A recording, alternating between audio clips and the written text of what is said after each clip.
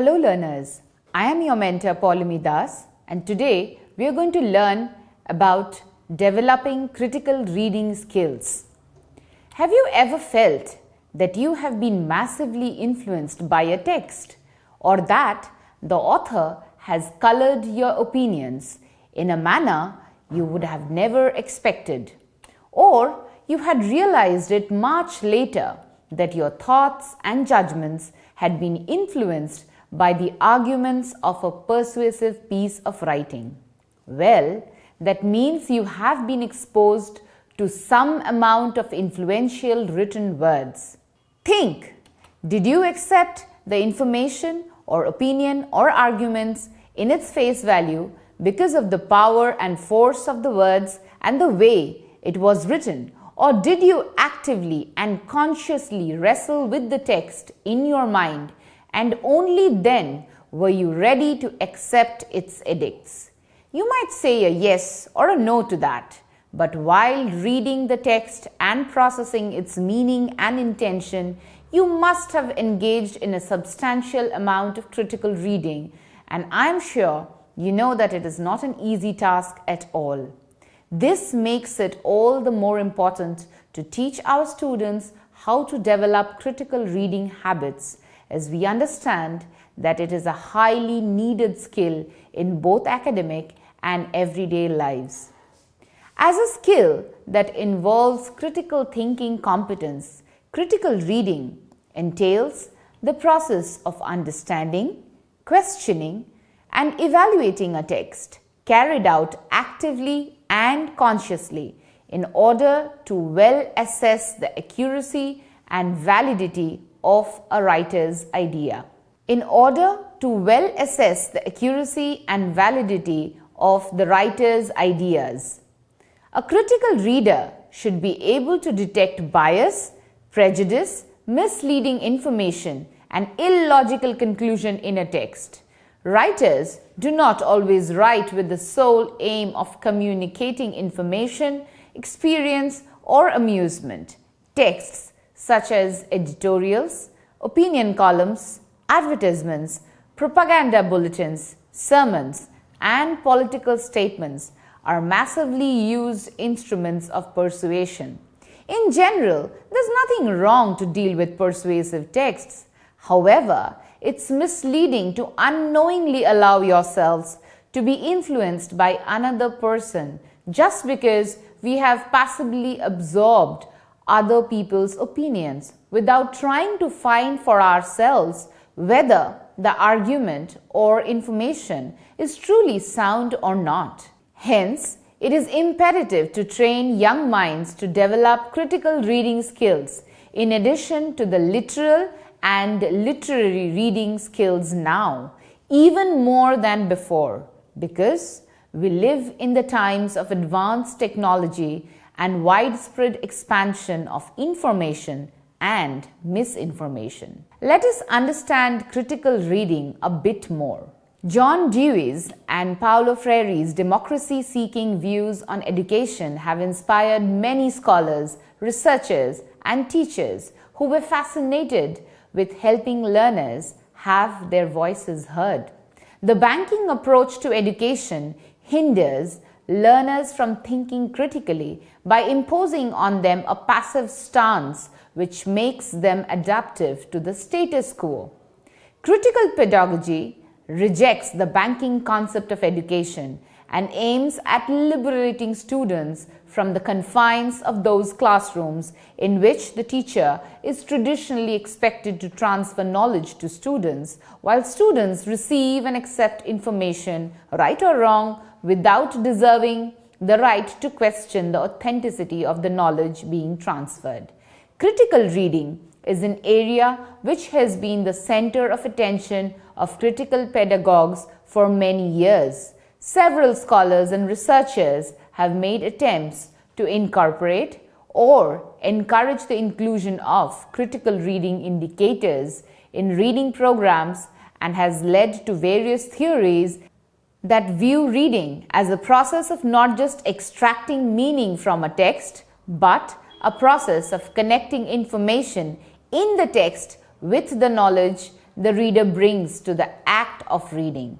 Grabbe, in his essay Discourse Analysis and Reading Instruction, defines critical reading as a dialogue between the reader and the text, and Tierney and Pearson see it as an active cognitive process in which the reader's background knowledge plays a key role in the creation of meaning, as explained in their essay, Learning to Learn from Text, a framework for improving classroom practice. Thus, reading is not a passive mechanical activity, but purposeful and rational, dependent on the prior knowledge and expectations of the readers, and involves a great deal of critical thinking. Critical thinking is the intellectually disciplined process of actively analyzing, questioning, judging, and evaluating information obtained from texts, experience, and reflection.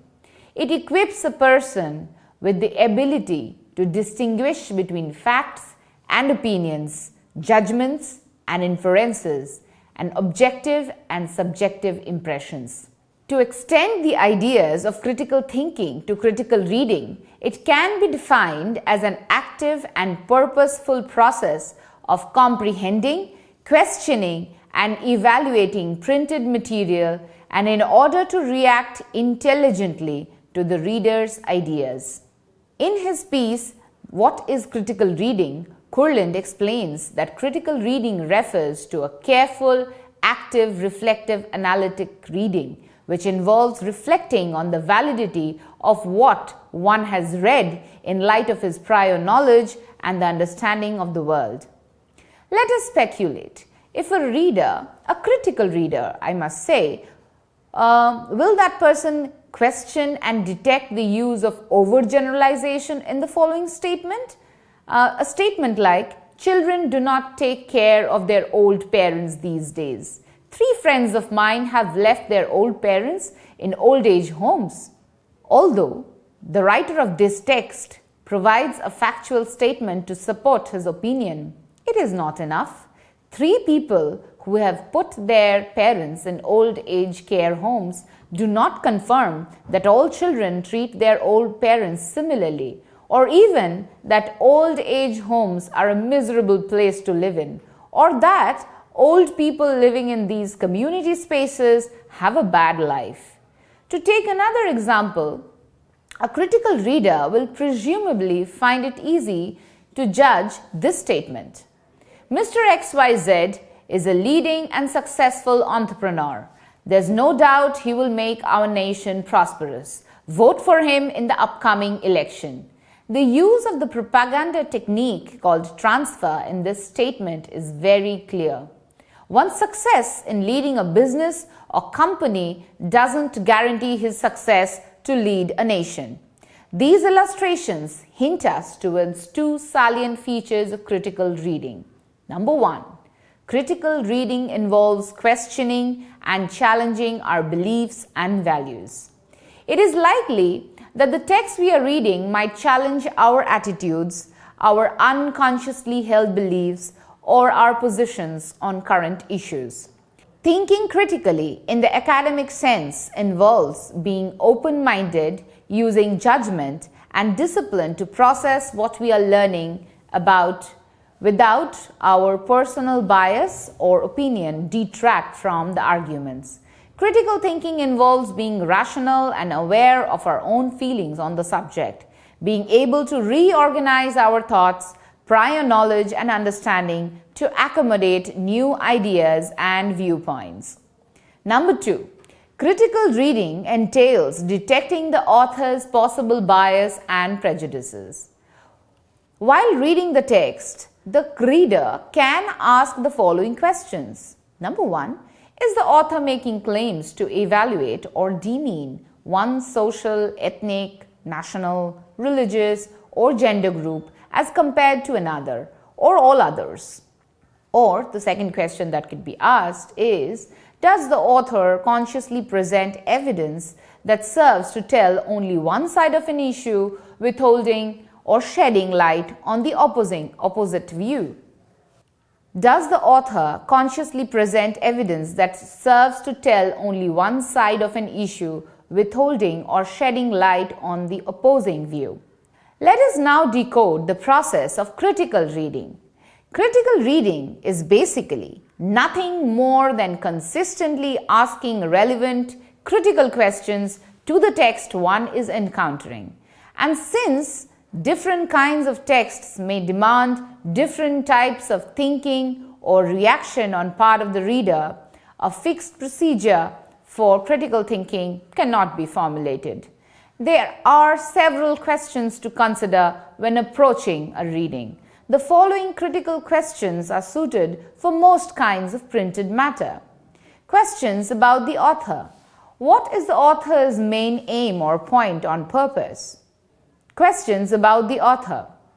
What is the author's main theme or point or purpose? Is the author making any particular assumption? On what authority? Which aspects does the author focus on and why? Does he or she omit any important point? Are there additional clues about the author's attitude or stance? From his or her position or qualifications, country of origin, the text's date of publication or publisher, the type of the text, etc. What theoretical perspective has the author taken? For example, which writers does he or she cite most often or most approvingly? What basis or criteria is the author using to make these judgments? Questions that could be asked about the content are: who is the target reader? What is the main point or thesis or argument? What is the text really about? The special agenda, underlying themes, etc. What explanations or supporting evidence are drawn on? Do they seem adequate, completely relevant? Are the statements fact or opinion? Is all the factual information correct? What aspect of the topic has the author chosen to focus on? What has he omitted? What are the author's assumptions? Are they explicitly or implicitly stated? Is there any evidence of deliberate bias? Is there any particular philosophy that influences the author's view? Does any idea or information interest, confuse, or intrigue us? What is the relationship, if any, of the author's ideas to my own experience? What analogies exist in the reading? What comparison can I make of present reading with previous reading? What inference might I draw from the knowledge I have gained? There are questions that one can ask about the structure of the text. What is the structure of the text? What does the structure of the text reveal? Is the framework clear? That is, different theories compared to a preferred theory. How is the content developed? Is the material developed historically, in order of importance, in terms of a debate?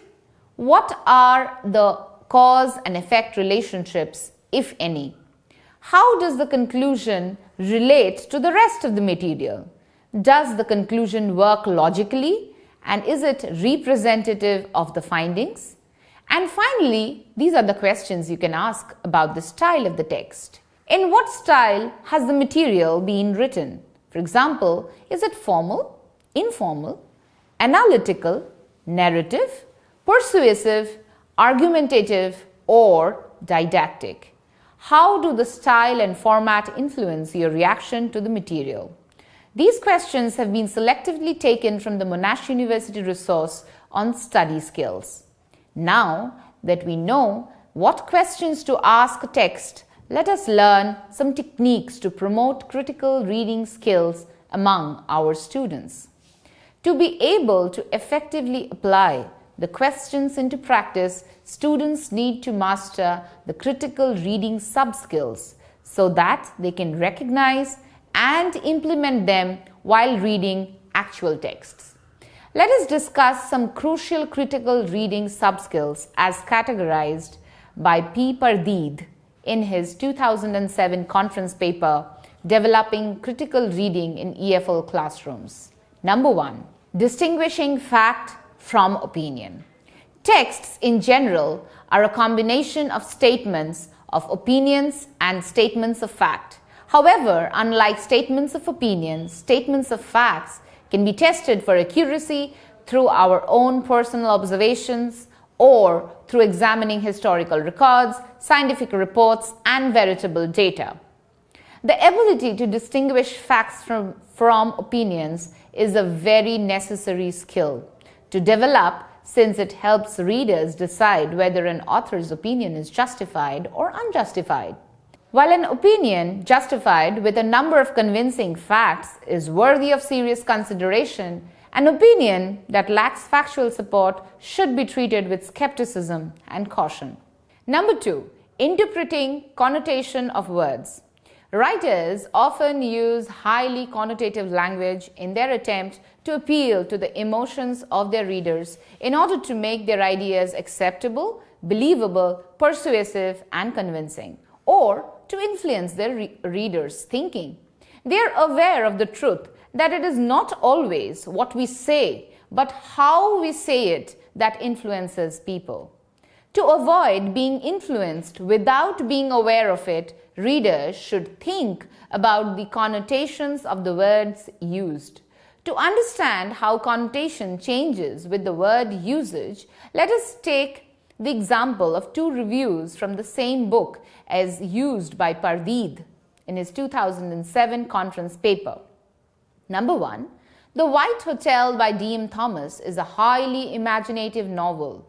Reading it, I entered into a dream world filled with the most extraordinary and unique fantasies.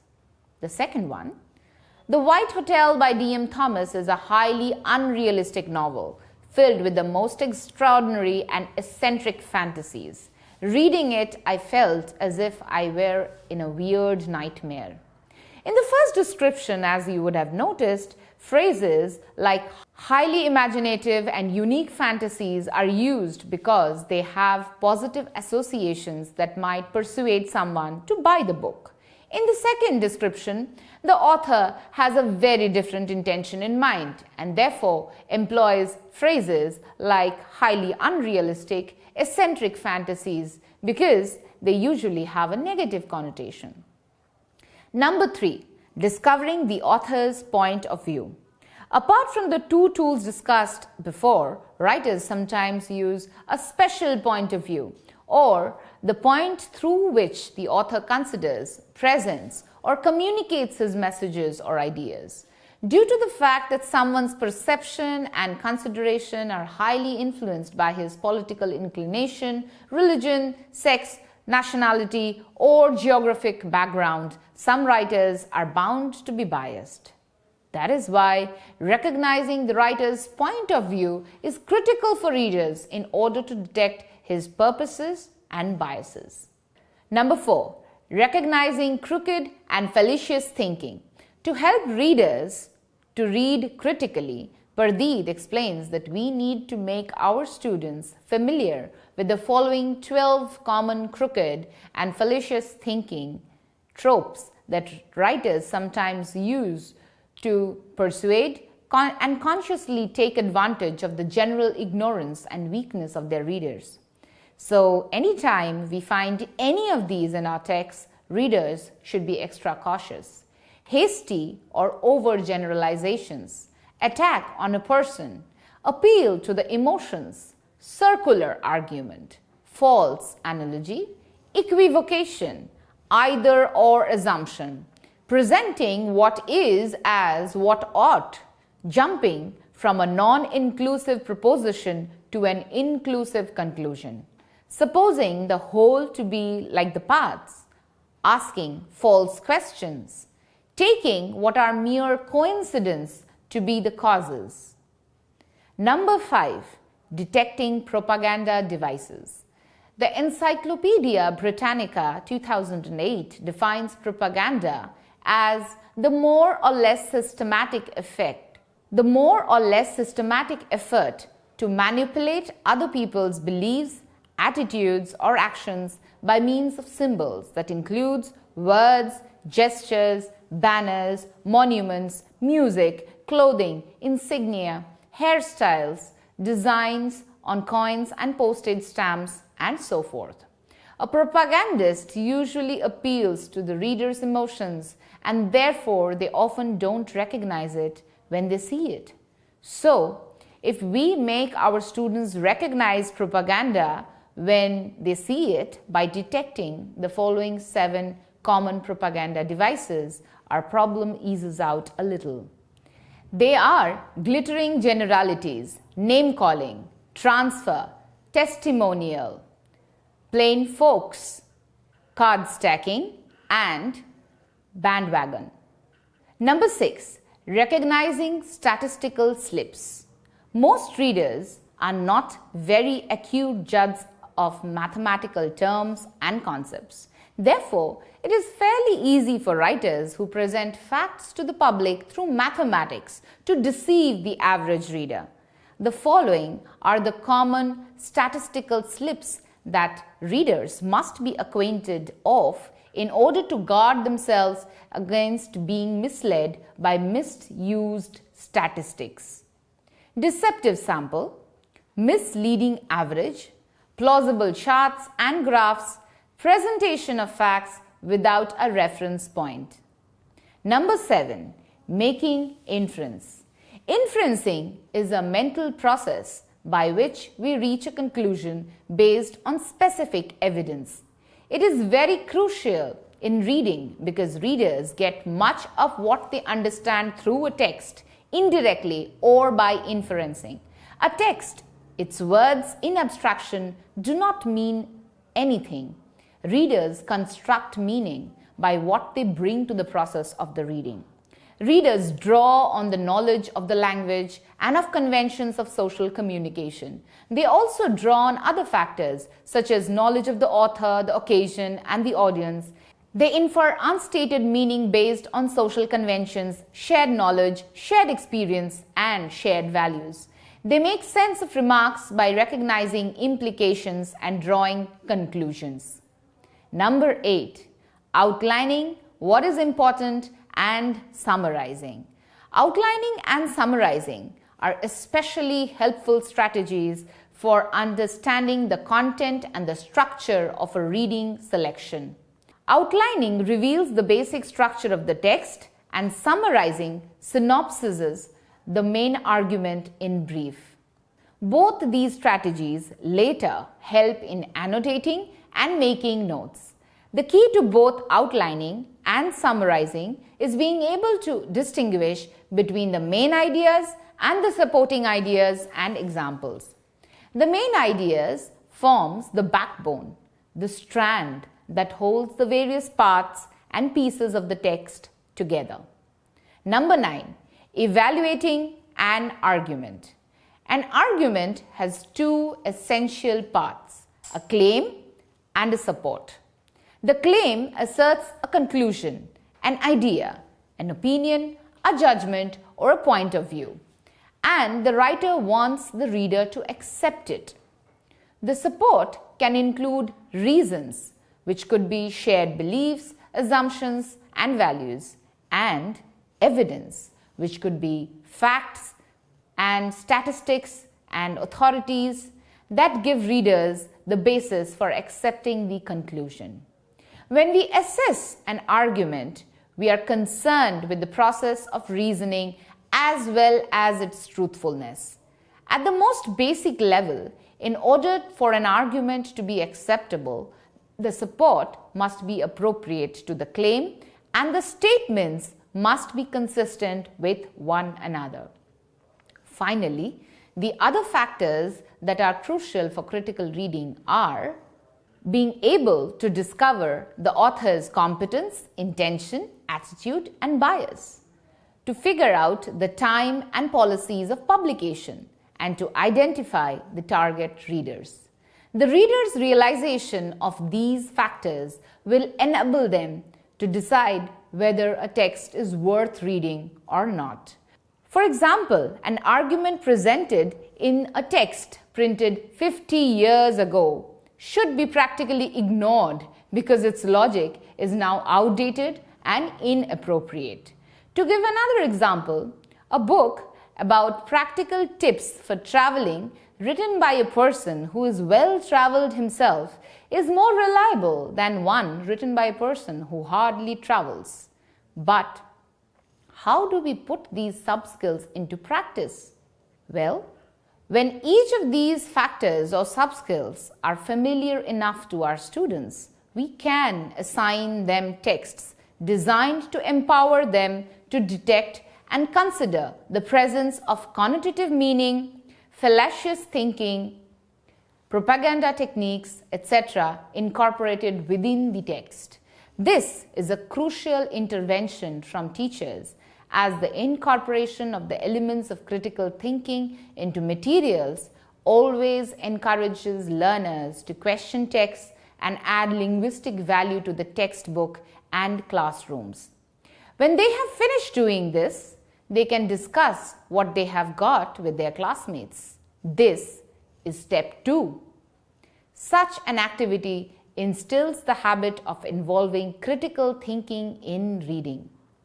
After finishing this second step, students can be assigned to read authentic texts which contain more complex biases, prejudices, faulty reasoning, misinformation, and illogical conclusions.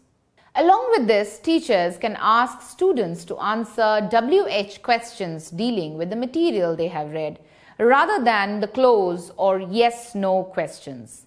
These questions require students to think deeply and use complex language to respond, and thus this promotes the students' critical thinking abilities. Therefore, rather than quitting the effort of comprehension or inference making when challenged by a difficult text, students should learn to find interest and curiosity in decoding them. This flowchart succinctly outlines the process of critically reading difficult texts. You can share this with your students so that when they want to tackle complex texts, they can go step by step. You can share this schema with your students to help them tackle difficult texts. First, they have to break the reading into portions. Then, skim the text and getting an overview. Then, they can flag what they do not understand so that they could read it later. Then they have to go to the library or other resources to help them understand the meaning. Then, they will also have to make notes while they read the text and also the supported material.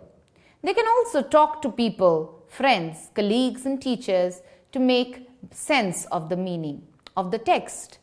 And through all these processes, what they do not need to do is not to panic. This discussion brings us to the end of today's session. Hope you enjoyed learning. Goodbye.